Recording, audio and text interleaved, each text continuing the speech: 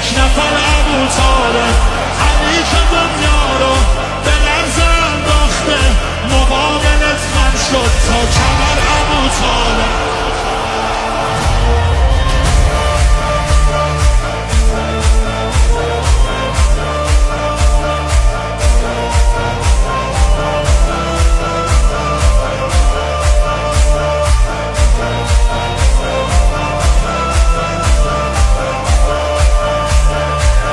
برای تولدش به گفته تاریخ چند تا خونه بوده که به نقل رابیه، اما کعبه جای میلاد علی بوده. پس با این حساب علی کجا؟ تو مقام مرتضایی